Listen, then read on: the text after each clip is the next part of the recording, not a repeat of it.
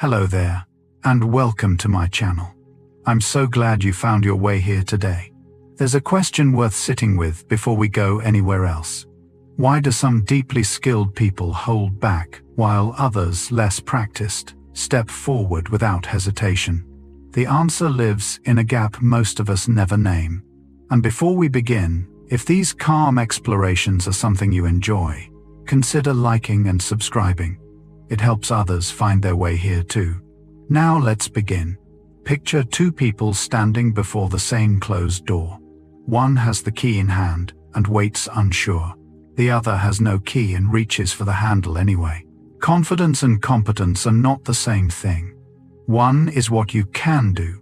The other is what you believe you can do. Researchers who study this gap find they often move independently, rising and falling out of step with each other. And here is what quietly matters. The person who acts on belief, even imperfect belief, tends to gather the skill along the way, while the one who waits for certainty often waits past the moment entirely. Something curious happens inside the mind the moment a person expects to succeed.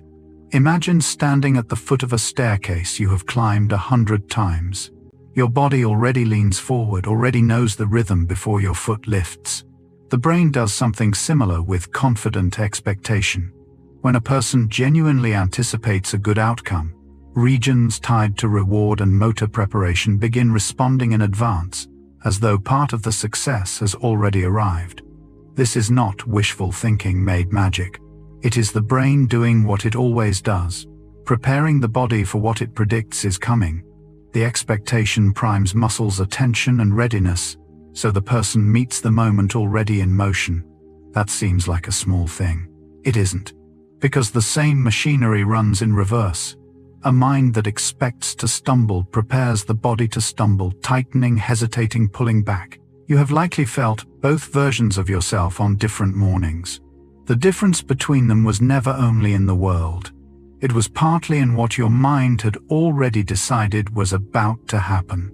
Here is a finding that unsettles a tidy assumption. Take two groups of people, give them exactly the same lessons, the same hours, the same instructor, and one group will pull ahead. The thing that separates them is not hidden in the training at all. It sits in what they believed about themselves before the training began. In studies across music, language learning, and physical skill, people who entered believing their ability could grow showed greater improvement than those who believed their ability was fixed, even when every external condition was held the same. The belief did not replace the work. It changed how the person met the work, how they read their own mistakes, how long they stayed with the hard part. Instead of deciding, it confirmed a limit. Think back to something you once gave up on early. The lessons were available to you. What may have been missing was the quiet assumption that staying longer would have changed anything. That assumption, it turns out, is not a small companion to growth. It is part of the engine. Doubt does something to the eyes, though not in the way you might guess. When a person feels uncertain and threatened, attention contracts. The visual and mental field tightens around the perceived danger, the way a frightened animal fixes on a single point. Researchers studying attention under stress have found that anxiety literally narrows the scope of what people notice, pulling focus inward and leaving the edges unseen. Confidence does the opposite. A person who feels capable scans more widely, takes in more of the situation, spots the side door, the second option, the detail at the margin. Picture someone walking into a crowded room. The anxious arrival sees a wall of strangers. The settled one sees the open seat, the familiar face, the person standing alone who might welcome company. Same room, different worlds. And the difference is not in the room at all. It is in how much of the room each person's mind allowed them to receive. Words carry quiet histories, and this one carries a clue we tend to overlook. We often speak of confidence as if it were a kind of knowing, a certainty about how things will turn out. But the word itself tells a different story. Confidence descends from the Latin confidere, formed from con meaning with, or fully, and fidere meaning to trust. At its root, the word means to trust fully, not to know fully. The same root gives us fidelity and faith. So the oldest meaning of confidence was never about possessing the answer. It was about trust, the willingness to lean on something, including oneself, without guarantee. That distinction reshapes everything. If confidence required knowing the outcome, almost no real act of courage would qualify, because the brave moments are precisely the uncertain ones. Understanding this loosens a heavy expectation many people carry. You were never meant to feel certain before you began. You were only ever meant to trust enough to take the next step into a future no one can know in advance. Watch a small child at the edge of something new, and you notice something the years will later complicate. A 4-year-old will tell you with complete sincerity that they are the fastest runner, the best singer, the strongest in the room. Developmental researchers have found that young children consistently rate their own abilities far higher than any test would support. And they do this before they have developed the capacity to judge those abilities accurately at all. The skill of honest self-assessment arrives later, slowly, sometimes painfully. So the confidence comes first, ungrounded and generous, and the measuring comes after. That seems like a flaw in the design. It may be the opposite. That early, unearned belief is what gets a child to try the thing enough times to become good at it before they are old enough to talk themselves out of it. Somewhere in growing up, many people quietly reverse the order, waiting to feel capable before they will attempt anything. The child knew a better sequence. Trust first. The measuring can wait. Consider how much the body speaks to the mind, rather than only the other way around. A person stands tall, shoulders open, chin level, taking up their natural space, and holds it for a couple of slow minutes. Nothing has happened yet. No one has praised them, nothing has been won. Yet research on posture and emotion has found that simply adopting an open, upright stance can shift how confident and capable a person reports feeling, and how willing they become to take a small risk afterward. The body is not merely expressing a mood, it is partly creating one. The scale of the effect has been debated honestly among researchers, and the hormonal claims remain genuinely uncertain. But the felt shift, the change in self-report and willingness to act, has held up across studies. Think back to the last time you straightened up before walking into something hard. That instinct was older than you and wiser than it looked. Sometimes the mind follows where the body leads. Here is something worth knowing before your next meeting. When a group faces a decision, the person who speaks with the most certainty tends to gather the most influence, regardless of whether their judgment is actually the best in the room. Studies of group dynamics show that confidence, not accuracy, predicts who others defer to. The assured voice gets believed. The hesitant one, even when correct, gets quietly set aside. There is a real cost hidden here, because the loudest certainty is sometimes the emptiest. But there is also something for the capable and quiet to absorb. If you have ever held a good idea back because you were not completely sure, you have watched a worse idea win simply because it was delivered without a tremor. The lesson is not to fake certainty you do not have. It is to let the genuine substance you carry be spoken with the steadiness it deserves, so that being right and being heard stop living so far apart. What keeps a person going when a task turns difficult? You might assume it is their track record, the evidence of what they have already done. The research points somewhere less obvious. When people hit obstacles, how long they persist is predicted more strongly by their belief in their own ability than by their actual past performance. Two people with identical histories will behave differently at the wall, and the one who believes they can break through stays longer, tries more approaches, treats the difficulty as temporary rather than final. Performance tells you what someone has done. Belief tells you what they will keep doing when it stops being easy. Imagine two students facing the same impossible-looking problem. One has quietly decided, this is simply hard and solvable. The other has decided, this is proof they cannot do it. They are looking at the same problem, and living in different stories. And the story, far more than the history, decides who is still working when the answer finally comes. There is a quiet misunderstanding many people carry about where confidence comes from. We tend to imagine it as the reward for a smooth life, the feeling that arrives once the problems are gone. But watch the people who seem genuinely steady, and you find the opposite pattern. Their confidence did not come from facing fewer difficulties. It came from accumulating evidence that they could meet difficulties and remain standing. Psychologists studying self-efficacy have found it is built largely through what they call mastery experiences. Moments of handling something hard, not moments of avoiding hard things. So the steadiness is not the absence of storms. It is the memory of having weathered them. This reframes what to wish for. A life without challenge would not produce confidence. It would quietly starve it. Have you noticed that the people who unsettle most easily are often those who were protected most? The deepest assurance grows in exactly the soil we would have chosen to avoid, made not of ease but of having endured. Effort is not free, and the mind is always quietly calculating whether it is worth spending. Picture two people facing the same long hill. One believes the climb will lead somewhere. The other suspects it leads nowhere. They have not yet taken a single step, and already the hill means something different to each. Researchers studying motivation describe effort as governed by an internal weighing, where the brain measures the cost of exertion against the expected reward.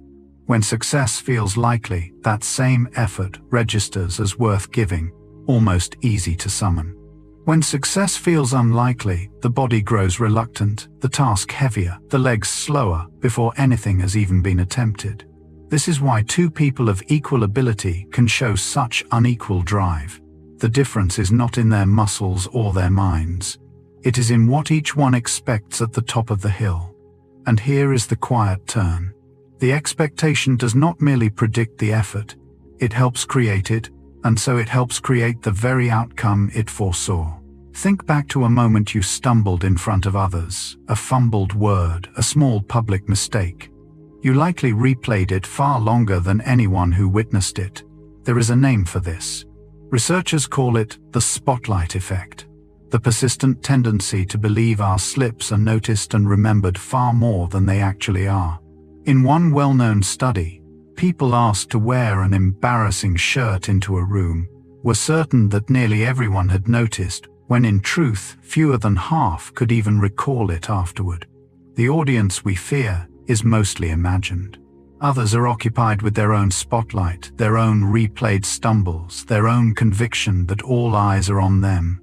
This is gentler news than it first appears. Much of what holds people back is not real judgment, but anticipated judgment, a crowd of critics who were never really watching. You have likely lost real opportunities to an audience that existed only in your mind. The room was kinder and far more distracted than your fear insisted. Ask a seasoned musician how they stay calm before walking on stage, and the answer often surprises people who expect to hear about courage. They rarely speak of feeling brave. They speak of repetition, of having played the piece so many times that the hands know it without the mind. Performers across music theater and dance consistently describe stage confidence not as an emotion they conjure in the moment, but as something laid down in advance through hours of practice until the skill lives below the level of nerves. The feeling of confidence in their telling is a consequence, not a cause.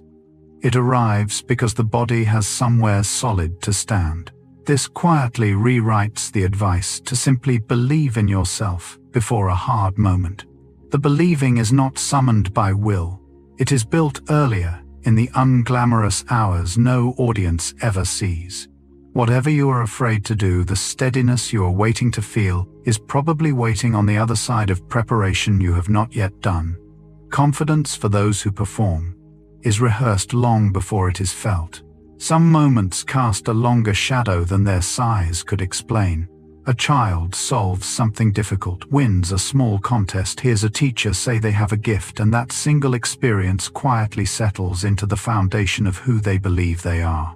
Psychologists tracing the roots of self-belief have found that early mastery experiences can shape a person's sense of their own capability for years, sometimes for a lifetime, far out of proportion to the actual event. The success itself was small. Its echo was not. One good morning at the chalkboard becomes, "I am someone who is good at this." And that identity then shapes which efforts feel natural and which feel foreign for decades to come. There is something both hopeful and sobering in this. Hopeful because a single encouraging experience can seed a lasting strength. Sobering because a single discouraging one can do the reverse. If you carry a belief that you are simply not a math person or not a creative one, it may rest on a moment far smaller and far more accidental than the weight you have given it. There is a strange timing to how skill takes hold, one that runs against what comfort would suggest. People assume confidence grows during the practice, that feels good, the smooth runs, where everything clicks. But the research on learning points the other way. Growth tends to be fastest after practice that felt difficult, effortful, even discouraging in the moment. The kind learning scientists call desirable difficulty. The struggle that feels like failure while it is happening is often the sign of the deepest learning taking root.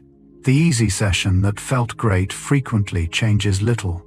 This means the feeling of practice is a poor guide to its value. Have you ever left a hard session convinced you had gone backward, only to return days later and find the thing had somehow become easier? That was not luck. That was the uncomfortable work settling in beneath your awareness. The discomfort was not the obstacle to your growing confidence. It was quietly the place your confidence was being built. Here is a paradox that visits the wrong people.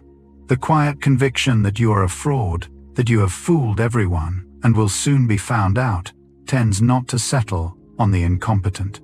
It settles on the accomplished.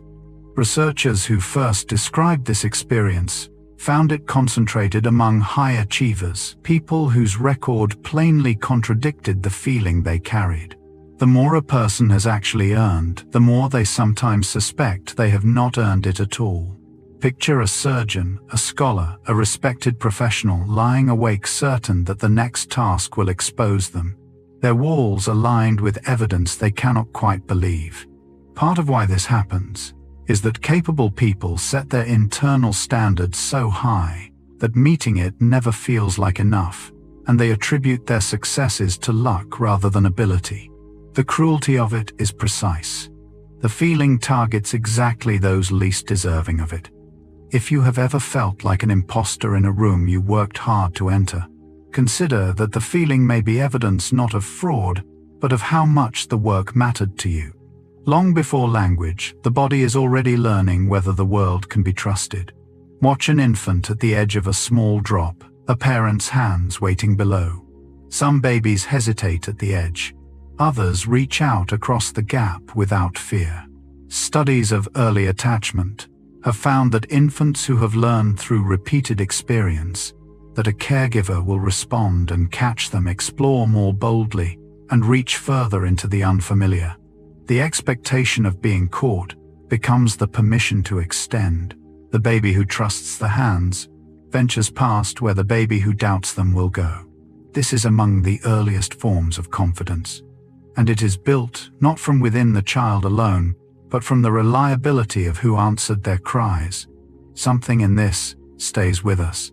The willingness to reach past the edge has always been linked to a quiet belief that something will be there if we fall. The bravest reaching was never fearlessness. It was trust, learned early in hands, that came when they were needed. Confidence does its quietest work before any decision is consciously made at the level of what a person even sees as available to them. Imagine a job posting a competition, an open invitation. To one person it reads as an obvious yes. To another, equally qualified, it does not register as a real possibility at all. Dismissed in an instant as not for someone like me. Research on self-efficacy shows that belief shapes not only the goals people pursue, but the goals they perceive as worth considering in the first place. The filtering happens early and silently, beneath deliberate thought. A person with low self-belief does not usually decline opportunities out loud. They simply never see them as theirs to take. And so the choice is closed before it is ever opened. This is why two people in the same room, with the same doors before them, can walk such different paths. One saw a hallway of openings, the other saw walls. The opportunities were equally real. Only one of them was permitted by belief to notice them. Consider what survives in memory and what quietly slips away. When people hear two pieces of information, one delivered with assurance and one offered tentatively, the confident statement tends to lodge more firmly, recalled longer, and trusted more, even when it is the weaker claim. Studies of testimony and persuasion find that the manner of delivery shapes belief and memory almost as much as the content itself. A steady tone signals reliability to the listening mind, which uses confidence as a shortcut for truth. The hesitant truth, hedged and softened, fades, while the assured guess endures. There is a warning in this, and also a responsibility. The warning is for the listener that certainty in a voice is not evidence of accuracy. The responsibility is for the speaker that what you know to be true deserves to be said clearly enough to be remembered. Too much real knowledge is lost to the world simply because it was spoken as though it might be wrong. If something is true and worth keeping, it is worth saying as if it is. The same racing heart can mean two entirely different things depending on a single interpretation made in an instant. Picture the moment before a test, a speech, a contest. The pulse quickens, the palms grow damp, the breath shortens. Whether this is a body falling apart or a body gearing up depends on how the mind has labeled the situation. Researchers studying stress responses have found that when people view a demanding moment as a challenge, they can meet the body's response pattern differs from when they view it as a threat, with cardiovascular changes that support performance rather than undermine it. The physical arousal is similar. The chemistry that follows is not. This means the trembling before a hard moment is not automatically the enemy it feels like. It can be read as readiness rather than ruin. Think back to the last time your heart pounded before something important. That surge was energy neutral until you named it. Confidence, in part, is simply the habit of calling that feeling preparation instead of panic. The mind carries its own reserves, and they can be drawn upon more deliberately than most people realize. In a quiet experiment, people are asked, before facing some task, to spend a few moments remembering a time they felt genuinely capable and sure of themselves. Then they turn to something entirely unrelated, a problem, a challenge, a performance. Studies have found that simply recalling a past experience of personal power or confidence can improve how people perform afterward on tasks that have nothing to do with the memory itself. The remembered feeling spills forward, steadying the hands for whatever comes next. What is striking is how portable this proves to be. The confidence does not have to belong to the situation at hand.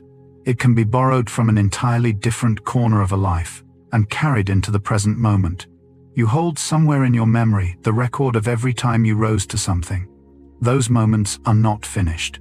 They remain available quietly as a kind of fuel you can return to whenever the next hard thing arrives and asks you to believe you can meet it. Watch a group take on something difficult, and you will notice that one quality moves through them faster than any technique. Skill transfers slowly learned piece by piece over time. Belief moves almost instantly. Research on what psychologists call collective efficacy finds that a team's shared confidence in its ability to succeed spreads from member to member and predicts performance beyond the sum of individual talents. One steady person can settle a whole group. One person's visible doubt can unsettle it. The mood of capability passes between people through tone posture, the small signals of who believes this is possible. Picture a team facing a setback. The moment one member says calmly, "We can still do this," and means it, something shifts in the others before a single new skill is acquired. This is why leadership often has less to do with being the most able and more to do with being the most steadily believing. What you carry into a room, others quietly catch. Confidence, it turns out, was never only a private possession. It is something we hand to one another. There is a kind of confidence that makes no display at all, and it may be the deepest kind. We tend to picture the confident person as the one with all the answers. But watch closely, and the truly secure are often the ones most willing to say openly and without flinching, "I don't know." Researchers studying learning and expertise find that intellectual humility, the comfort with admitting the limits of one's knowledge, tends to accompany genuine competence rather than contradict it. It takes a settled sense of self to risk looking uninformed, because only someone not afraid of being diminished can afford to be honest about a gap. The insecure must perform knowing. The secure can admit not knowing, and so they keep learning, while the performers stay stuck defending a certainty they do not have. Have you noticed how the people you most trust are often the ones who will freely say they are unsure? That admission is not weakness. It is confidence that no longer needs to prove itself, and so is finally free to grow. Sometimes a single person's faith becomes the floor a whole life stands on. A teacher, a grandparent, a coach who looked at a child and clearly believed they were capable and said so and meant it. Studies of resilience in difficult childhoods repeatedly find that the presence of even one supportive, believing adult can buffer a child against considerable hardship and predict better outcomes years later. The belief of that one person becomes internalized, a voice the child carries forward, often strong enough to outlast a great deal of later doubt and discouragement. One steady presence early on can do what a crowd of critics cannot undo. This is a heavier responsibility than it first appears for anyone who stands in a child's life. The casual sentence "you believe in this kid," said and shown, may become load-bearing in ways neither of you will ever fully see. And if you were lucky enough to have such a person, some part of your steadiness today was quietly planted by them long ago. Between deciding to do something and actually doing it lies a gap, and confidence is much of what determines how wide that gap becomes. Everyone knows the experience of intending to act, meaning to make the call, send the message, take the step, and then watching the intention sit unused day after day. Researchers studying the space between intention and behavior find that self-belief is one of the strongest predictors of whether a person actually closes that gap and acts on what they meant to do. The intention alone is weak. Paired with confidence, it becomes movement. Doubt is what stretches the distance, filling it with hesitation and reconsideration until the moment passes. Think of all the things you have meant to do that you have not yet done. The plan was never the missing piece.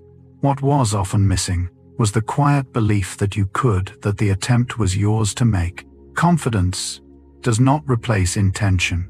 It carries intention across the gap into the world, turning what you meant to do into what you actually did. The mind rehearses in a language the body recognizes, even when the body stays still. Picture a sprinter sitting with eyes closed before a race, running the whole event in her imagination, every stride, every breath, the finish line arriving. To an observer, she is motionless. Inside, something is firing. Studies using brain imaging have found that vividly imagining a physical movement activates many of the same neural regions involved in actually performing it, which is why mental rehearsal can measurably improve real performance. The brain, in some sense, struggles to fully distinguish a richly imagined act from a lived one. This is why visualization has become a genuine tool among elite athletes rather than a mystical one. They are not merely hoping. They are practicing on a stage the body cannot see but the nervous system can feel. There is something here for anyone facing a hard moment ahead. Rehearsing it well, seeing yourself meeting it with steadiness is not idle daydreaming. It is a quiet form of preparation, laying down the very pathways you will need when the imagined moment finally becomes real. Examine closely what actually holds people back, and it is rarely the thing they name. people say they fear failure. But press further, and underneath the failure sits something more specific and more social. The fear of being seen, failing, of looking foolish in front of others. Research on social anxiety and avoidance finds that the dread of negative evaluation, of appearing incompetent to other people, drives avoidance more powerfully than the prospect of failure in private. A person will attempt alone what they will not attempt watched. The audience is the obstacle, not the task. This is worth sitting with because it locates the real barrier somewhere unexpected. The thing standing between many people and what they want is not the difficulty of the thing itself. It is the imagined faces of people watching them not do it well. And those faces, as we have already seen, are mostly busy with their own. How much have you not tried? Not because you might fail, but because someone might see you fail. The watcher you fear is often the only one who would have noticed at all. Memory is less a fixed machine than people assume, and belief reaches into its workings in surprising ways. Tell a group of older adults that memory naturally declines with age, then test them, and they tend to perform worse. Tell a similar group that memory can stay sharp, and they tend to perform better on the very same tasks. Researchers studying this have found that a person's beliefs and expectations about their own memory measurably affect their actual recall, partly through anxiety and partly through how much effort they bring to remembering. The belief becomes a quiet instruction the mind follows. This means some of what people call simply forgetting is shaped by a story they were told, or told themselves, about what their memory is now capable of. The expectation of failing to remember can help produce the failure. There is gentle freedom in knowing this. If you have decided you are simply bad with names or losing your sharpness, some part of that decision may be doing the very work you fear. The mind tends to live up or down to what we expect of it. We have the order backward, most of us, and it costs us a great deal. People wait to feel confident before they act, as though confidence were a permission slip that must be issued first. But watch how courage actually works in real lives, and the sequence inverts. The feeling of confidence frequently arrives after the brave act, not before it, generated by having done the thing rather than by anticipating it. Psychologists describe this in terms of self-efficacy built through action, where confidence is largely the residue of accomplishment. You do the frightening thing while still afraid, and the confidence comes afterward as a result, looking back. This rewrites the whole instruction to wait until you feel ready. The readiness you are waiting for is often manufactured by the act you are postponing until you feel it. Think back to something you were terrified to do and did anyway. The confidence you have about it now did not exist beforehand. You created it by going through. The brave act was not the reward of confidence, it was the cause. There is a private gap between how nervousness feels and how it looks, and it runs almost entirely in the speaker's favor. Stand before a room and your heart hammers, your voice seems to shake, your thoughts feel scattered and visible to everyone. Yet researchers studying speech anxiety have documented a consistent finding that speakers rate their own visible nervousness far higher than audiences do, a gap sometimes called the illusion of transparency. What feels like an obvious tremor to the speaker registers as calm, or barely registers at all to the people watching. The storm you feel inside is mostly invisible from outside. This is steady, practical comfort for anyone who dreads being seen while nervous. The audience is not perceiving the chaos you are experiencing. They are seeing a person speaking and assuming far more composure than you feel. Have you ever been told afterward, to your disbelief, that you seemed completely calm? That was not politeness. It was the simple truth that nervousness lives more loudly on the inside than it ever shows on the outside. Expectations have a way of arranging the world to confirm them, and nowhere more quietly than in how people are received by others. Imagine someone walking into a gathering expecting to be welcomed. They smile more easily, make warmer eye contact, offer openness rather than guardedness, and others respond in kind. Now imagine someone walking in braced for rejection. They hold back, scan for coldness, give little, and others, sensing the distance, give little in return. Research on what psychologists call behavioral confirmation finds that our expectations about how others will treat us shape our own behavior, which then draws out the very treatment we anticipated. The person expecting warmth helped create the warmth. The person expecting rejection helped create the rejection. Both walked away with their belief confirmed, never seeing their own hand in it. This is sobering and freeing at once. If you have moved through social life expecting to be unwelcome, some of the coldness you met may have been a reflection you set in motion. The warmth you long for may begin more than you think, with the warmth you are willing to carry in first. The same hill can look different, depending entirely on who is standing at the bottom.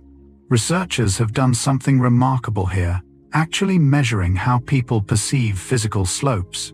They have found that a person's resources and state of mind change how steep a hill literally appears to them, with the tired, the burdened, and the unsupported seeing the same incline as steeper than the rested and the confident do.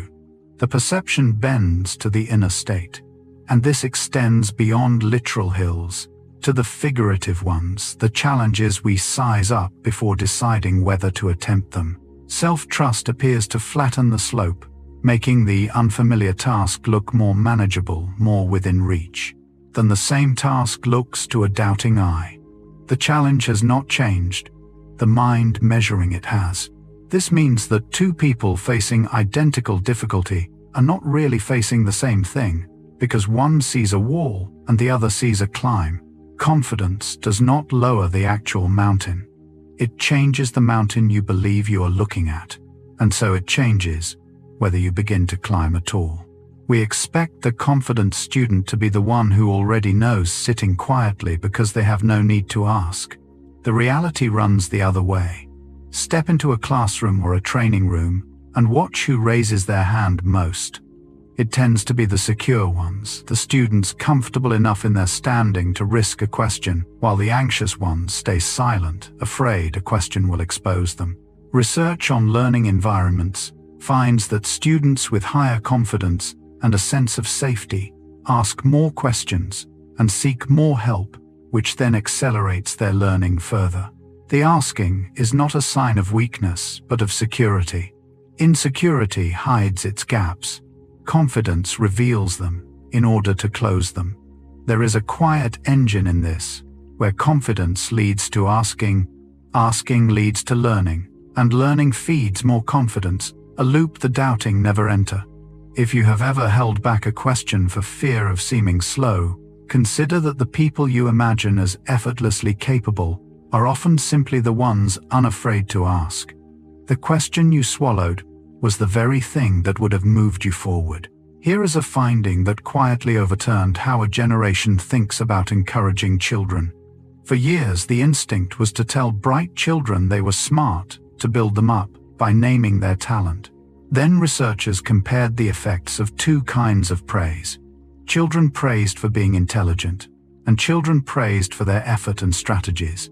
The results pointed clearly in one direction. Those praised for their ability became more fragile, avoiding challenges that might threaten the label, while those praised for their effort took on harder tasks and persisted longer. Being told you are smart, it turned out, could make a child afraid to risk no longer looking smart. The belief that ability grows through effort proved more nourishing than the compliment of being gifted. This reaches well beyond childhood. Many adults still carry the brittle confidence of having been called talented and freeze the moment a task threatens that identity. The sturdier belief was never, "I am smart." It was, "I can get better." The quiet conviction that growth is always still available, and that effort is the road to it. The first few seconds reach much further than their length would suggest. When people meet someone, they form a swift impression, often within moments, and that impression then acts as a lens through which everything afterward is interpreted. Researchers studying first impressions and what is sometimes called the halo effect find that an early read of confidence and competence shapes how a person's later actions are perceived, with ambiguous behavior interpreted to fit initial judgment. A confident opening makes a later stumble read as a minor blip. A shaky opening makes the same stumble read as confirmation. The first impression does not just precede the rest, it quietly governs it. This places unusual weight on the moments when people first encounter us, weight that feels almost unfair yet is real. It is worth knowing, not so we can perform a false confidence, but so we understand how much a steady present beginning can ease everything that follows. Have you noticed how a calm first few minutes seems to make a whole encounter go more smoothly? The beginning was not just the start, it was the frame the rest was seen through. Two feelings that seem like opposites turn out to wear almost the same costume inside the body. The racing heart, the heightened alertness, the surge of energy, the slight tremble. These belong as much to excitement as to anxiety, and the body itself barely distinguishes between them. Researchers studying emotion have found that anxiety and excitement share strikingly similar physiological arousal, differing mainly in how the person interprets and labels what they feel. This led to a simple and surprisingly effective technique. People told to say, "I am excited," before a stressful task, rather than trying to calm down, often performed better, because reframing the same arousal as excitement felt more achievable than erasing it. You cannot easily talk a pounding heart into stillness. You can more easily give it a different name. This matters in any moment when nerves arrive uninvited. The sensation you call dread and the sensation you would call thrill are nearly the same raw material waiting for a word. Think back to a time your body buzzed before something big. Whether that buzz became fear or anticipation depended more than you knew on what you decided to call it. When confidence shatters, it feels permanent, as though something essential has been lost for good. A public failure, a rejection, a season of things going wrong, and a person concludes that their old steadiness is gone. Yet research on resilience consistently finds that people are markedly worse at predicting their own recovery than they are at recovering. A pattern, sometimes called immune neglect, where we underestimate the mind's quiet capacity to repair itself. The confidence that feels destroyed is usually dormant, not dead, and it returns faster than the broken person imagines it will. We forecast a long darkness and then find ourselves sooner than expected standing again. This is worth holding on to in the low moments, when the loss of self-belief feels total. The version of you that feels finished is a poor predictor of the version that will exist a few weeks on. If you're in such a season now, consider that your own gloomiest forecast is, by the evidence, almost certainly too gloomy. Confidence is less a fragile object that breaks once and stays broken than something that mends quietly, more readily than the breaking ever let you believe. A mistake can be two completely different events, depending on what a person believes about effort, and this difference is visible in the brain itself. When someone errs, the brain produces a small electrical response, a signal of having noticed the error. Researchers measuring this have found that people who believe ability can grow show a stronger brain response to their mistakes and pay closer attention to correcting them, while those who believe ability is fixed tend to disengage from errors rather than learn from them. The belief shapes the very neural reaction to being wrong. For one person, a mistake is information to study. For another, it is a verdict to flee. This is a quiet but profound divergence, because it means two people making the identical error are having different experiences at the level of the brain. One leans in, the other turns away, and over thousands of mistakes across a lifetime, those two responses build entirely different people. The conviction that effort matters does not just feel better. It changes measurably what your mind does in the instant after you get something wrong, turning failure from an ending into a lesson. For some people, a single piece of critical feedback lands like a blow to the whole self, while for others the same words land as simply useful. The difference lies largely in the foundation each person is standing on. When self-worth is secure, criticism of a particular action can be received as information about that action, separate from the question of whether one is acceptable as a person. When self-worth is shaky, the two collapse together, and a comment on the work becomes a judgment on the soul. Research on self-esteem and feedback finds that people with a stable sense of their own value engage with criticism more openly and defensively, less because the criticism does not threaten their core. Confidence in this sense creates a small protective space between what I did and who I am. There is real freedom in that space. It is the room in which a person can say that part was not good, without having to also conclude, and therefore neither am I. Have you noticed how much easier feedback lands on your steady days? On those days, the criticism was about the work. Only fear ever made it about you. Loudness wins the moment, but something quieter wins over time. We tend to associate persuasion with force, the booming voice, the unwavering insistence, and in a brief encounter, that force can dominate. But look at what lasts, and a different quality emerges. Research on persuasion and credibility suggests that calm, measured confidence is often trusted more deeply than aggressive certainty, because overconfidence eventually reveals itself when reality fails to match the bluster, while steady assurance keeps its credit. The loud certainty impresses quickly and erodes quickly. The quiet kind builds slowly and holds. People come to trust the voice that does not need to overpower them. This distinction matters for anyone who has felt they must be the loudest to be believed. The most durable influence tends to belong not to those who shout their certainty, but to those whose steadiness has been confirmed by time, who were calm when calm was hard, and right often enough that their quietness came to mean something. The lasting kind of confidence rarely raises its voice. It does not have to. It has been believed before, and so it is believed again.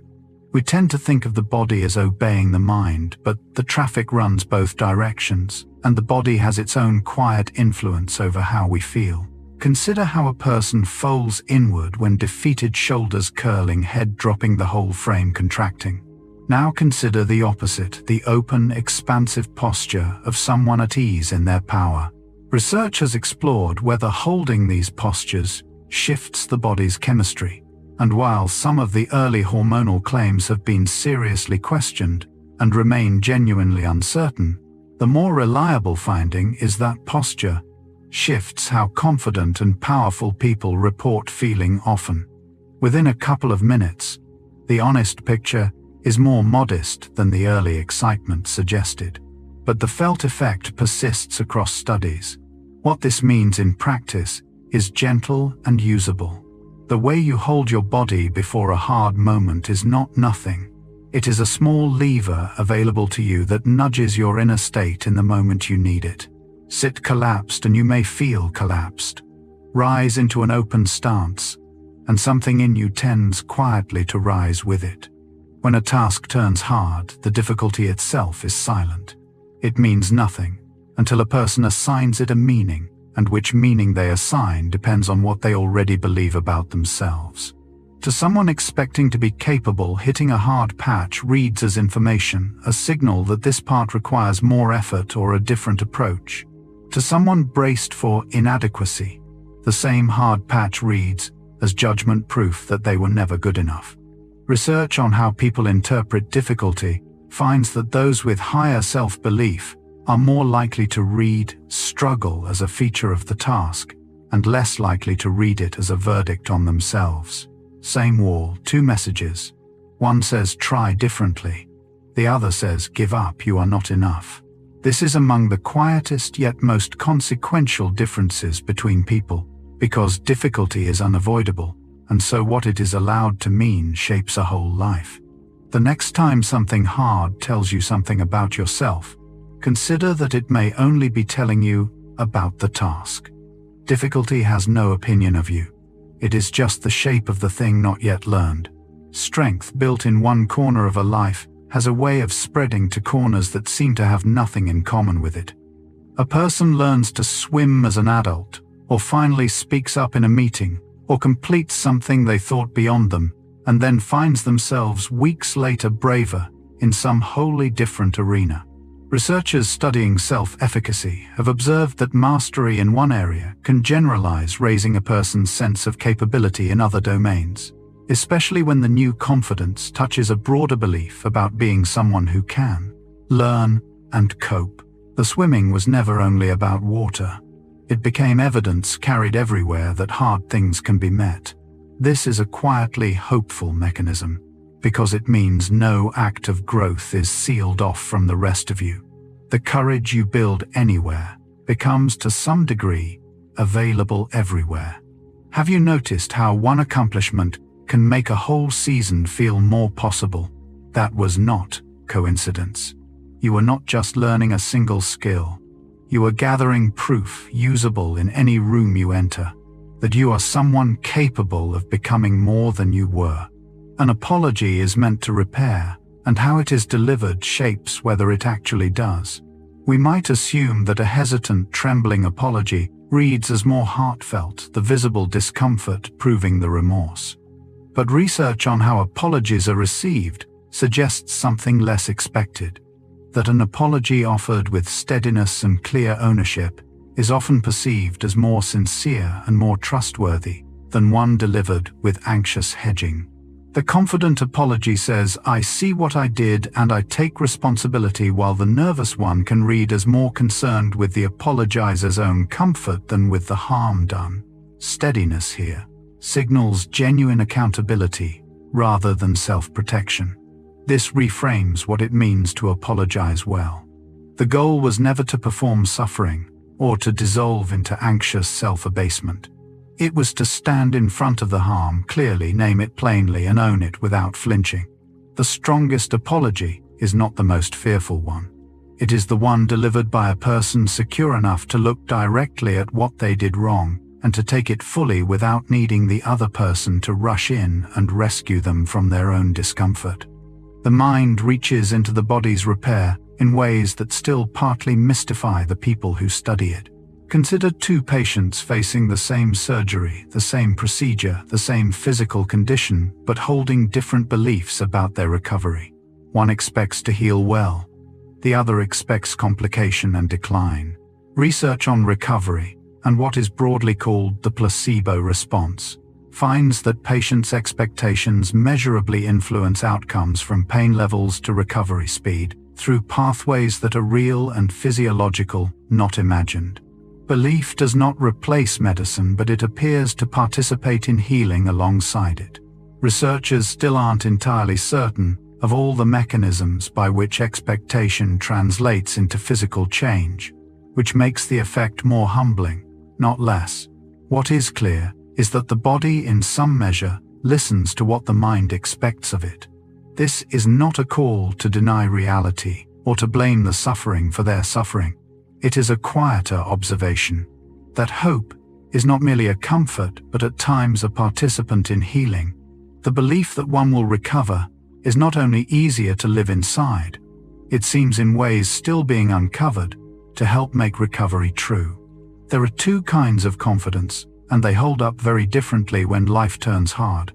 One is built on the memory of things having come easily, of natural talent and smooth success. The other is built on the memory of having struggled and prevailed, of difficulty met and overcome. They feel similar in calm weather. They diverge completely in a storm. Research on resilience finds that confidence rooted in having worked through adversity proves far sturdier than confidence rooted in untested ease, because the person who remembers effort has evidence that they can endure, while the person who remembers only ease has no proof of what they can survive. When hardship arrives, the first kind says, "I have done hard things before," and the second kind has nothing to stand on. This is why protected, frictionless success can produce a strangely fragile person. Their confidence was real, but untested, and untested confidence breaks. If your steadiest belief in yourself comes from the times you struggled and stayed standing, that is not a lesser foundation. It is the strongest one there is, because it was forged in exactly the conditions it will later have to withstand. Two children finish the same task, and a single choice about what to say to them will shape how they meet the next hard thing. Tell one you won you are a winner, and tell the other you really kept at that, and something quietly diverges in them. Researchers studying motivation in children have found that praising the process, the effort, and persistence leads children to work longer and bounce back better from failure, while praising the outcome or the trait makes them more likely to quit when things get difficult. The child praised for winning learns to fear not winning. The child praised for trying learns that trying is itself the thing of value available, even when winning is not. The words attach to different anchors, and the anchors hold differently in rough water. This reaches far past childhood into how we speak to ourselves. When you mark only your victories, you teach yourself to dread their absence. When you honor your effort, your persistence, the simple fact that you kept going, you build a self that can keep going, even when the winning is nowhere in sight. What we praise is what we make durable. Every decision carries a hidden tax, the mental effort of weighing, second-guessing, and bracing against regret and confidence lowers that tax considerably. Picture someone agonizing over a choice, turning it endlessly exhausted before they have even decided. Now picture someone who trusts their own judgment, moving through the same choice with far less friction. Research on decision-making finds that self-doubt increases the cognitive and emotional cost of choosing, prolonging deliberation, and amplifying anticipated regret, while confidence allows people to decide more efficiently and to live more peacefully with what they chose. The confident person is not necessarily choosing better, they are choosing more cheaply, spending less of themselves to arrive at the decision and less afterward to defend it to their own mind. This matters because a life is made of countless choices, and the tax on each one compounds. A person plagued by doubt pays it over and over, growing depleted by decisions that barely register for someone more settled. Have you ever been worn out, not by a hard day, but by 100 small uncertainties? Confidence does not remove the choices. It quietly lowers what each one costs you to make. Here is something genuinely unsettling about the mind. The feeling of being certain that warm click of this is true is produced by the brain as its own distinct sensation, and it does not always track whether the thing you are certain about is actually correct. Neurologists who study this describe certainty as a feeling like warmth or hunger, generated by particular brain processes rather than earned purely through evidence. This is why people can feel completely sure and be completely wrong, and why the feeling of certainty can arrive before the reasoning that supposedly justifies it. The sensation and the truth are manufactured on separate assembly lines. This has a strange and useful implication for confidence. It means the feeling of certainty is not a reliable measure of being right, which should make us a little humbler about our convictions. But it also means that the doubt many people feel is likewise just a feeling, not a verdict on reality. Your uncertainty about yourself is no more authoritative than someone else's misplaced certainty. The feeling in both directions is just a feeling. What is actually true still has to be discovered by living, not by how sure you happen to feel. Embarrassment feels in the moment like something that will linger forever, a stain on how others see us that can never quite be washed out. Picture the flush of having said the wrong thing, tripped in public, been caught in a small mistake before watching eyes. The mind insists this will be remembered, replayed, held against us. Yet research on embarrassment and recovery finds that people overestimate both how long the feeling will last and how much others will remember it, and that those with a secure sense of self move through it noticeably faster, treating the moment as a passing event rather than a lasting defining one. The embarrassment burns hot, and then sooner than expected simply cools. The secure person lets it pass because they do not need every moment to reflect well on them. This connects to a kind of freedom worth wanting. To be able to look foolish briefly and recover quickly is not to be without dignity. It is to have a dignity sturdy enough to survive a stumble. The people who seem unbothered by small humiliations are not immune to them.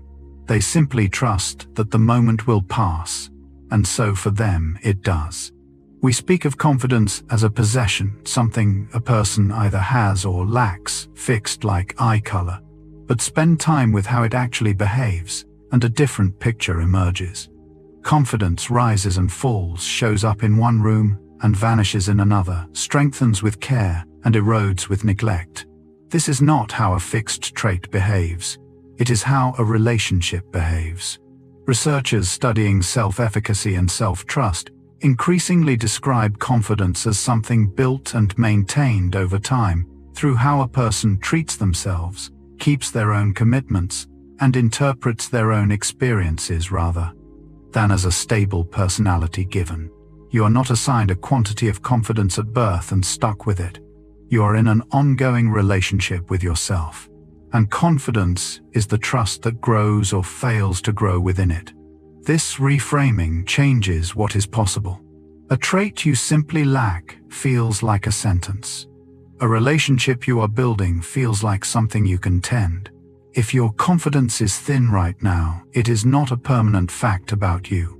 It is the current state of a relationship that, like any other, can deepen with how you choose to show up for yourself. No one is good at the start, and the people who become good are simply those willing to be bad first, in public, on purpose, again and again. Watch anyone learning anything, an instrument, a language, a craft, and the early stage is uniformly clumsy. The notes wrong, the words mangled, the work embarrassing. Research on skill acquisition makes plain that competence is built only by passing through incompetence, that there is no path to being good that skips being bad. The willingness to tolerate that early ugliness, to keep producing poor work until it slowly becomes less poor, is the actual engine of mastery. The talented and the untalented both start badly. Only one group stays long enough to improve. This places the real barrier in an unexpected spot. What stops most people from becoming good at things is not a lack of ability, but an unwillingness to endure the stretch of being visibly bad. Think of something you wish you could do. The distance between you and it is mostly the distance of being willing to do it poorly for a while. The beginners who become masters are the ones who made peace with beginning badly. There is a quiet ceiling that self-belief sets not on what a person can achieve, but on what they will even allow themselves to want. A person who believes they are worth little asks small questions of life settling early, requesting little, calling it realism. A person who believes in their own worth asks larger ones, daring to want the work, the relationship, the life that the first person dismissed as beyond them. Research on self-worth and aspiration finds that how much people value themselves shapes the goals they set and the standards they accept with low self-regard, leading people to expect and accept less. The ceiling is not on capability. It is on permission, on what a person feels entitled to even reach for. This is among the gentlest and most consequential effects of confidence. It does not just help you get what you want, it shapes what you let yourself want in the first place. Have you ever talked yourself out of wanting something before you ever tried for it? That quiet talking down was not realism. It was a belief about your worth, deciding the question before you were allowed to ask it. There is a kind of patience that only security can afford. The anxious mind, uncomfortable with not knowing, reaches for the first available answer just to end the discomfort of uncertainty, while a steadier mind can sit in the open question longer, waiting for a better answer to arrive. Research on tolerance for ambiguity finds that people who are more secure are more comfortable remaining in uncertainty, which lets them resist premature closure and reach sounder conclusions, while those made anxious by not knowing rush to resolve it, often poorly. The confident thinker can leave a question open overnight. The anxious one must close it now, even badly. This is a subtle but real advantage, because the best answers often need time, and the willingness to wait is itself a product of feeling secure enough to sit in not yet knowing. The grabbed answer soothes the anxiety but frequently misleads. There is wisdom in being able to say, "I don't have the answer yet," and to mean the yet sincerely without panic. Confidence buys you the patience to wait for the right answer, instead of seizing the nearest one just to make the discomfort stop. Bracing has a cost, and the body pays it, whether or not the feared thing ever comes. Picture a person moving through a demanding day, convinced it will go badly. Muscles subtly tensed, system on alert, the whole organism braced against an expected blow. Now picture someone facing the same day, expecting to manage it.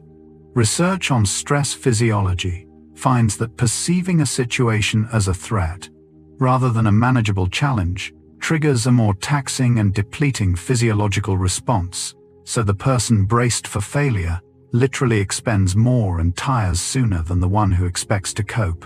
The dread is not free. It burns through reserves the confident person gets to keep. This means that two people doing the same hard day are not actually doing the same hard day, because one is also carrying the constant weight of bracing. Have you ended a day exhausted less by what happened than by what you feared might happen? That fatigue was real, and much of it came from the bracing, not the events.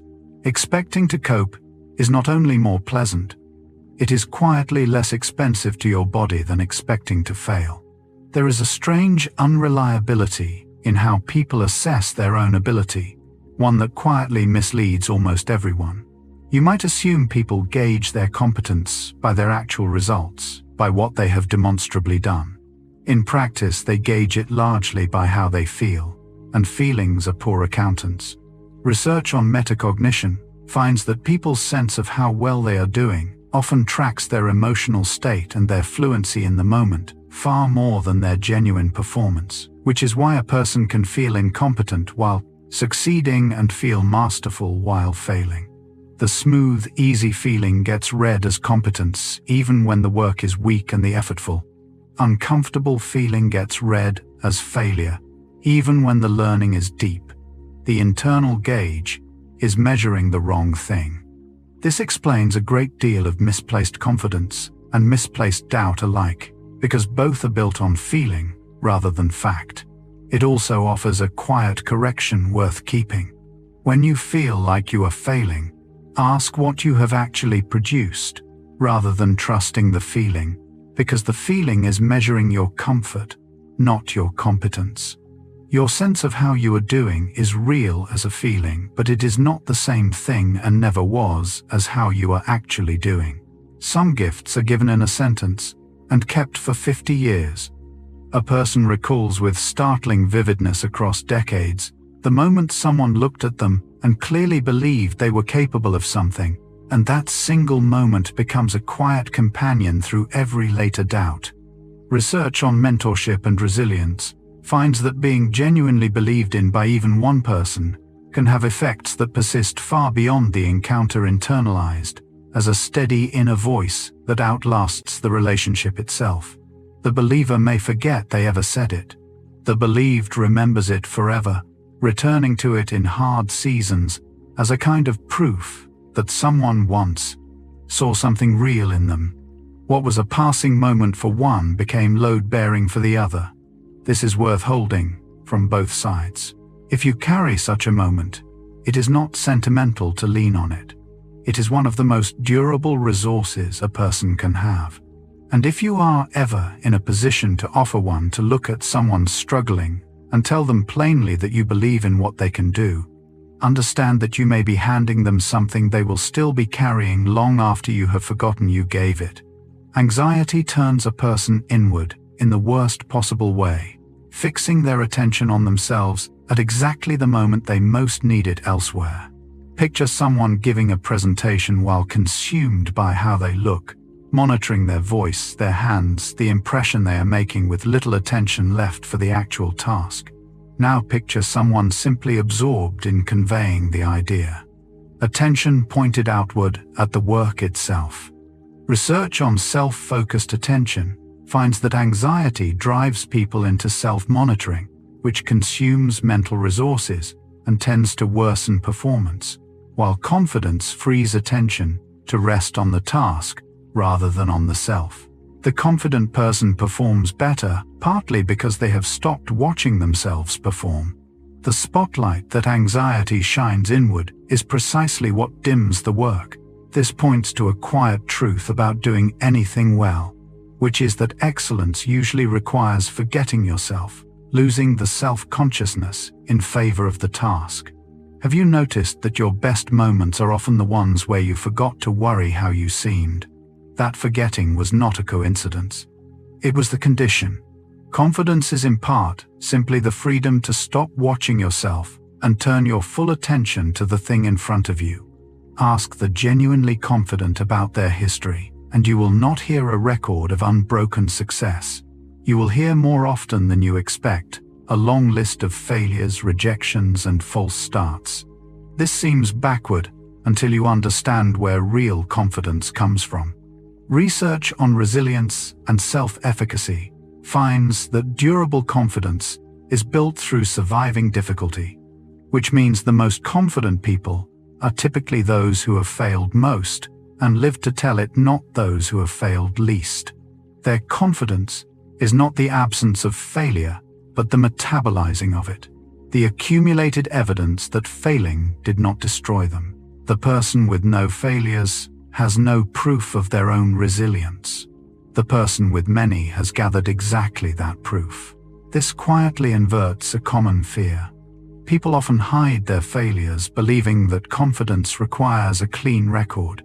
But the steadiest people tend to be the most openly acquainted with their own defeats, precisely because those defeats are the source of their steadiness. If your history is marked with failures, you are not disqualified from confidence. You are. If you let those failures teach, rather than only wound you holding the very raw material from which the most durable confidence is made.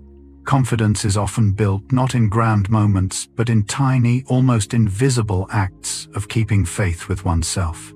A person says they will go for a walk and goes, says they will start the task and starts, makes a small promise to themselves and keeps it.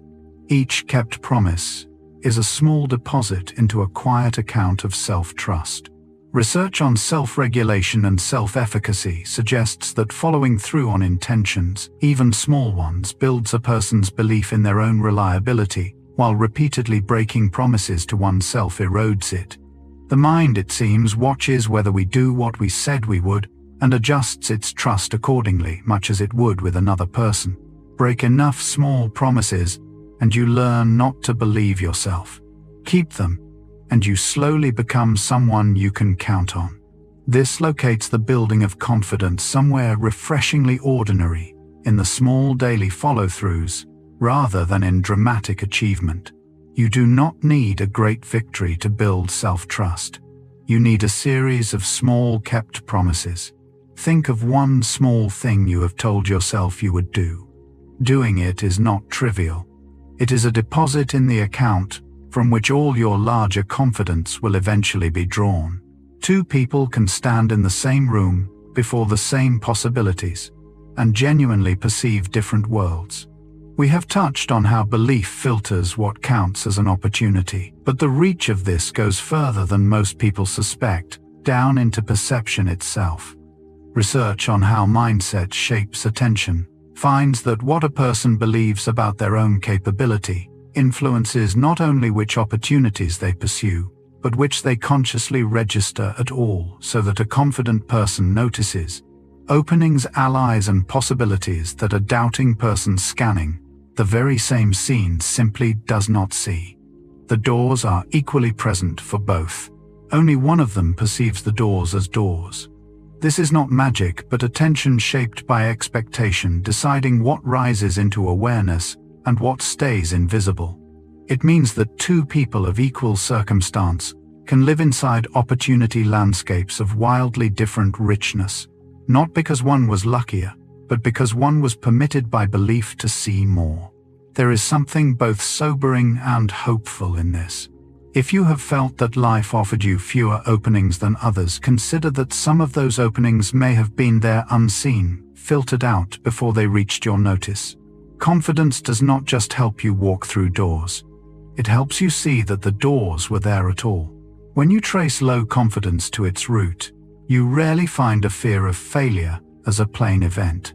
You find a fear of what failure would mean, the story it would tell about who you are. Failing a test is not in itself devastating. What devastates is the conclusion, this proves I am stupid. Losing a job is painful. What crushes is this proves I am worthless. Research on the psychology of failure finds that the distress people feel is governed far more by the interpretation they attach to a setback than by the setback itself, with the same event producing collapse in one person and resolve in another depending on the meaning assigned. The failure is the same. The meaning is what varies, and the meaning is where the real fear lives. This is quietly liberating, because while you cannot always prevent failure, you have far more influence over what you let it mean. A setback can mean I am not capable, or it can mean this approach did not work and I will try another. Both are interpretations, not facts. The next time you fear failing, look closely at what you are really afraid the failure will say about you. That meaning is yours to author, not the events to dictate. Watch who hoards credit and who shares it, and you learn something about confidence that surfaces rarely. The insecure person clutches recognition, needing every bit of acknowledgement to shore up a shaky sense of worth, while the secure person gives credit away easily, pointing to others' contributions without feeling diminished. Research on self-esteem and generosity finds that people with a stable sense of their own value are more comfortable acknowledging others and less driven to compete for recognition, because their worth does not depend on being seen as the sole source of every good thing.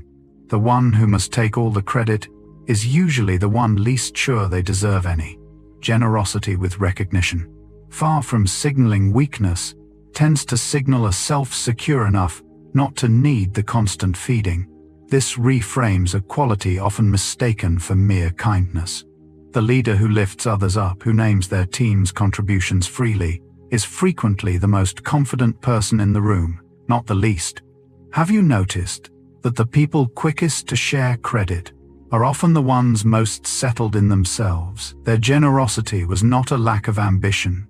It was the freedom of a self that no longer needed every scrap of acknowledgement to feel whole. We tend to look outward for encouragement, for the cheer from the crowd, the praise from another, the external voice telling us we can. But the voice that shapes performance most is the one inside, and its tone matters more than its volume. Research on self-talk finds that how people speak to themselves measurably affects their performance, with calm, encouraging, and instructional inner speech improving outcomes more reliably than either harsh self-criticism or even loud external praise. The steady inner voice that says, "You can manage this," does more than the loudest cheering section, because it is present in every moment while the external cheer fades. The relationship that most determines how you perform is the one you have with your own internal narration. This places a surprising amount of power in something fully within reach, the way you talk to yourself when no one else is listening. The harsh inner critic, contrary to its own promises, tends to worsen performance, while a calm, supportive inner voice tends to lift it. Listen sometime to how you speak to yourself under pressure. That voice is doing more to shape what you can do than any encouragement arriving from outside. And unlike the crowd, it is a voice you can learn slowly to change. There is a quiet difference between hoping to belong and expecting to, and it shapes how a person enters every new room. The one who merely hopes arrives tentative, scanning for signs of acceptance, holding back until welcomed, their uncertainty visible and contagious. The one who expects to belong moves in differently, settling, engaging, behaving as though their place is already secure. And others respond to that ease by treating them as though it is. Research on belonging finds that a person's expectation of acceptance influences their behavior in new social settings, which in turn shapes how others receive them. So the expectation tends to fulfill itself. Expecting to belong helps create the belonging. Hoping for it hedged with doubt often delays it. The room reads the difference and answers accordingly. This connects to something many people feel acutely when entering unfamiliar spaces. The new job, the new group, the gathering of strangers. The instinct to wait at the edge until invited in is natural, but it can quietly prolong the very exclusion it fears. Have you ever entered a room braced for rejection and found the bracing itself kept you apart? Expecting to belong is not arrogance. It is often simply the posture that lets belonging actually happen. The loudest voice in the room is rarely the most secure one. We tend to equate confidence with volume, with the person who dominates, insists, and performs their certainty for everyone to see. But look closely at the genuinely self-assured, and they are frequently the quiet ones, untroubled by the need to be noticed or to prove anything. Research on self-esteem and display finds that loud, boastful self-presentation often masks insecurity, rather than expressing real confidence, while people with stable, secure self-regard feel less need to advertise it. The one shouting their certainty is often the one least sure of it underneath. The one sitting quietly may be the most settled. Confidence that needs an audience to confirm it is not yet confidence. This is worth remembering in a world that often rewards the loudest performance of self-assurance. The displays that impress us are sometimes the surface of a deeper unease, while real steadiness tends to make little noise. Have you noticed that the people you trust most are often the calmest, the least concerned with proving themselves? Their quiet was not a lack of confidence. It was confidence that had stopped needing to be seen secure enough at last to simply be without announcement. A setback arrives as a bare event, and then immediately the mind wraps it in a story, and the story, far more than the event, decides what happens next. Two people lose the same opportunity. One tells the story, "This always happens to me, I am not meant for good things," and sinks. The other tells the story that one did not work out, the next might, and moves forward. Research on explanatory style finds that how people habitually explain setbacks to themselves, whether they read them as permanent or temporary, pervasive or specific, personal or circumstantial, strongly predicts whether they recover and try again or give up. The setback was identical. The recovery diverged entirely along the line of the story. This places remarkable power in something often overlooked: the narrative we reflexively assign to our disappointments. We tend to think our stories simply describe what happened, but they also shape what happens next, becoming a kind of instruction the rest of our behavior follows. The next time something goes wrong, notice the story you reach for. Is it permanent or passing? About you or about the moment?